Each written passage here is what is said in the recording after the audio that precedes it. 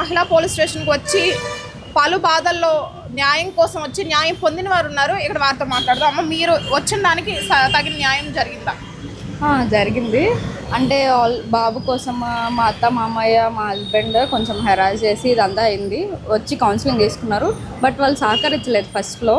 ఇంకా లాస్ట్కి APS corpus case వేసాము.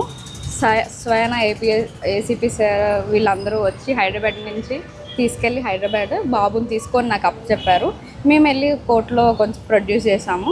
ఇంకా నాకు తగినట్టు వచ్చిందనమాట. బాబు బ్రదర్ దగ్గరే ఉండాలి అని. అదే సో ఇదంతా కౌన్సిలింగ్ ఇచ్చి ఇదంతా జరగడం వల్ల మళ్ళీ మా హస్బెండ్ నన్ను తీసుకెళ్ళిపోవటానికి ఇదంతా ట్రై చేస్తున్నారు. మళ్ళీ కొంచెం హ్యాపీ. బాబు నా దగ్గరికి వచ్చారు. మా హస్బెండ్ కూడా ఇప్పుడు రావడానికి తను ఓకే అంటున్నారు. జరిగింది. అమ్మ, మీరు ఏ బాధలో ఏ సమస్య పరంగా వచ్చారు? మీకు న్యాయం జరిగిందా? ఇక్కడ 100% జరిగింది న్యాయం. ఎందుకంటే నేను యాక్చువల్లీ మా హస్బెండ్ నాకు మా బాబుని ఇవ్వలేదు, వెళ్ళిపోమని చెప్పి అన్నాడు. సో నేను అదే పొజిషన్లో నేను ఇక్కడికి వచ్చి మా పేరెంట్స్తో కంప్లైంట్ ఇవ్వడం జరిగింది. మేడం వాళ్ళు నాకు మెంటల్లీ చాలా హెల్ప్ చేశారు. నేను ఉన్నాననే ధైర్యం చెప్పారు. నా బాబుని ఇప్పిస్తానని చెప్పారు. సో నాకు 100% న్యాయం జరిగిందని నేను చెప్తున్నాను ఇక్కడికి రావడం వల్ల. మంచిగానే ఉన్నారు కదా. ఇప్పుడు బాబు కావాలన్నారు, బాబు దొరికాడు, బాబు వచ్చాడు. మరి మీ అత్తగారి సైడ్ వాళ్ళ పరిస్థితి ఏంటి? ఇప్పుడు వాళ్ళు ఫస్ట్ ఇవ్వడానికైతే రెడీగా లేరు. కేవలం ACP sir, CM madam, SA madam వాళ్ళు చెప్పడం వల్లనే బాబు నాకు వచ్చారు. అమ్మ, మీరు ఏ సమస్య పైన వచ్చారు? మీరు రండి. అంటే నా భర్త సరిగ్గా ఉండట్లేదు మేడం, పని చేయకుండా. అవునండి. ఓకే. అయితే నేను వచ్చి మేడం వాళ్ళకి చెప్పానండి, కొంచెం ఒకసారి మందలించమని. చేశారు. 498 వరకు వెళ్ళారా?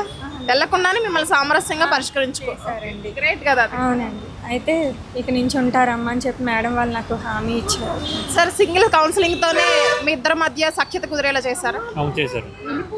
సో ఇది చాలా గ్రేట్ అండి. ఏ స్టేషన్ అయినా కేసు వేసుకోండి అంటారు. అంటే అన్నీ అని కాదు, కొన్ని చోట్ల కేసు వేసుకోండి, తర్వాత మీ ఇష్టం అంటారు. ఇలా కాకుండా వాళ్ళు ఒక ఫ్యామిలీ మెంబర్స్ లాగా, అంటే కేసు పరంగా వెళ్తే వాళ్ళు ఈగోలు హట్ అయ్యి అల్టిమేట్గా వాళ్ళు కలవరేమో, మళ్ళీ కలవడానికి ఇబ్బంది అవుతుందేమో, వాళ్ళు కలపడమే అల్టిమేట్ గోల్ అన్నట్లుగా కేసులు ప్రోత్సహించడం కాదు, వాళ్ళ మధ్య అండర్స్టాండింగ్ కుదిరేలా చేయడానికి కూడా ఇక్కడ ఎక్కువ ప్రాముఖ్యత ఇచ్చి, అలాగే హ్యాపీ ఎండింగ్స్ చూస్తున్నాము, వీళ్ళనే చూస్తున్నాము.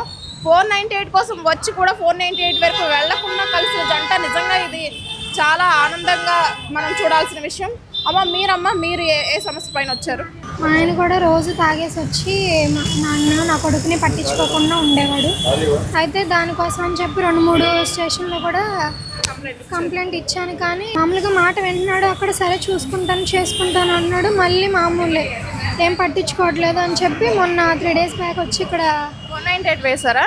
కంప్లైంట్ ఇచ్చాను. ఇస్తే నార్మల్గా ఇంకా నాకును మా ఆయనకి కౌన్సిలింగ్ ఇచ్చి అదే రోజు హ్యాపీగా పంపించారు మా ఇద్దరిని. ఇదండి. సో ఎవరైతే మహిళా పోలీస్ స్టేషన్ని ఆశ్రయిస్తారో వారు ఏ సమస్యతో వచ్చారో ఆ సమస్య ఖచ్చితంగా సాల్వ్ అవుతుంది. పిల్లల్ని అత్త దగ్గర మామ దగ్గర పెట్టుకునేదే తల్లికి ఇవ్వము అన్న సమస్య అయినా సాల్వ్ అవుతుంది.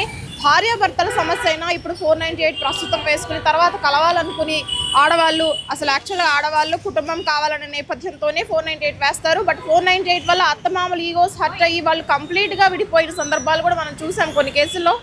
కానీ ఇక్కడ విజయవాడ మహిళా పోలీస్ స్టేషన్లో అలా కాకుండా 498 వరకు వెళ్లకుండా భార్యాభర్తల మధ్య సఖ్యత కుదిరేలా కూడా వీళ్ళు ప్రోత్సహిస్తున్నారంటే నిజంగా గ్రేట్ అనే చెప్పాలి. అదొకటే కాదు, చాలా కేసుల్లో కూడా మహిళలకి అండగా నిలబడి ఫోక్సో కేసులో సైతం నిందితుడికి శిక్ష పడే వరకు కూడా బాధితురాలకు సెక్యూరిటీ ఇవ్వడం కానివ్వండి, వీటన్నిటిలో కూడా పర్ఫెక్ట్గా చేస్తున్నారని చెప్పాలి. సో నిజంగా అభినందనీయం. ఏపీలో మహిళలకి ఇలాంటి సపోర్ట్ సిస్టమ్ ఉండడం వల్లనే మహిళ ముందడుగు వేస్తుందని కూడా చెప్పొచ్చు.